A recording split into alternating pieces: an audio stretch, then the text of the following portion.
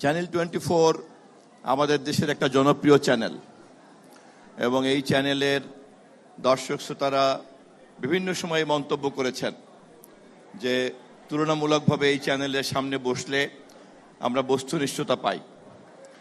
আমি চ্যানেল 24 পরিবারের সকলকে আমি মনে করিয়ে দিতে চাই যে আপনাদের দর্শক শ্রোতারা যে আপনাদের সম্পর্কে এই মন্তব্য করেছেন, এই মন্তব্যকারী দর্শক শ্রোতার সংখ্যা আগামী 15তম বছরে এবং তার পরবর্তীকালে আপনারা আরও বাড়াবেন।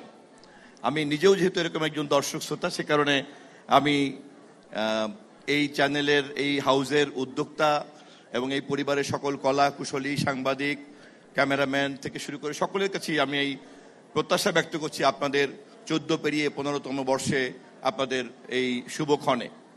এই সুযোগে আমি একটা কথা বিনিময় করে রাখতে চাই যে গণমাধ্যম আমাদের দেশে শুধু নয়, সারা পৃথিবীতেই এটা এখন একটা অক্সিজেনের মতো কাজ করে।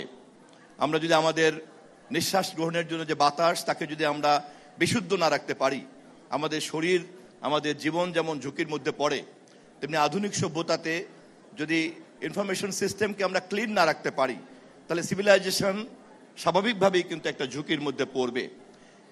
পরিবেশ সম্পর্কে যারা ভবিষ্যৎবাণী করেন, তারা যেমন বিজ্ঞানের ভিত্তিতে করেন, তেমনি তথ্য সম্পর্কে এই ভবিষ্যৎবাণী তারাই করেন যারা সমাজ বিজ্ঞানটা ভালো করে বোঝেন। গণমাধ্যম ব্যবস্থাপনার মধ্যে চ্যানেল 24-এর মতো এরকম একটা উদ্যোক্তা যখন 15তম বছরে পা ফেলতে যাচ্ছে, আমি নিশ্চিত তারা সজাগ আছেন আর্টিফিশিয়াল ইন্টেলিজেন্স সম্পর্কে। আমি নিশ্চিত তারা সজাগ আছেন গণমাধ্যম ব্যবস্থার অন্যান্য চ্যালেঞ্জগুলি সম্পর্কে। মোটা দাগে এখানে 3জন প্লেয়ার কাজ করে। প্রথম প্লেয়ার হচ্ছে গভর্নমেন্ট, সে এই তথ্য এবং গণমাধ্যমের ক্ষেত্রে সবচেয়ে শক্তিশালী প্লেয়ার।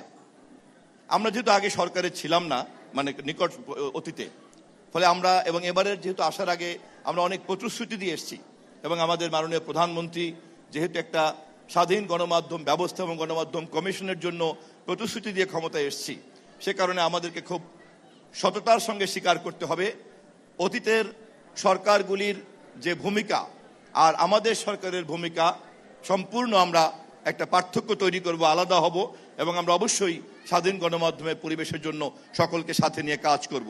এটা গেল প্রতিশ্রুতি। আমি আপনাদেরকে মনে করিয়ে দিতে চাই, সরকার যতই এই কাজটি করুক না কেন, গণমাধ্যম যেহেতু একটা শিল্প প্রতিষ্ঠান, ফলে এর মালিকানা যাদের হাতে থাকে, তাদের যদি কোনো এজেন্ডা থাকে, সরকারের তো এজেন্ডা আছে, সেটা আমি একটু আগে বললাম যে সেই ধরনের ভূমিকা আমরা যাব না।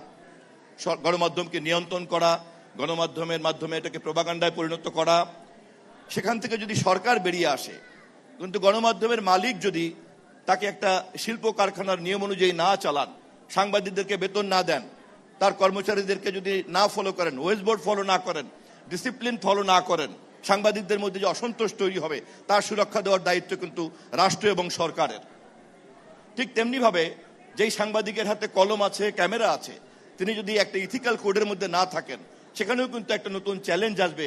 তাকেও কিন্তু সাধারণ মানুষকে অপতথ্যের হাত থেকে সুরক্ষা দেওয়ার ক্ষমতা বা দায়িত্বও কিন্তু হচ্ছে সরকারের।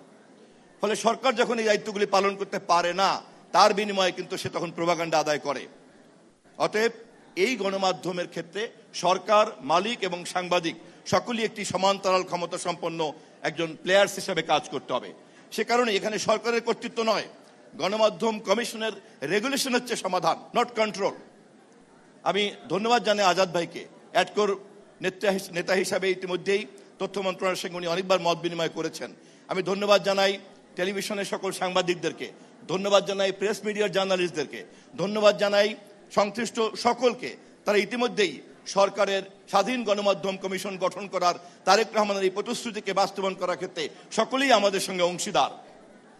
চ্যানেল 24 15তম বছরে 16তে পা দেওয়ার আগেই আমাদের সাথে থেকে এই কাজে সহযোগিতা করবে এই প্রত্যাশা ব্যক্ত করছি। সবাইকে আবারও ধন্যবাদ।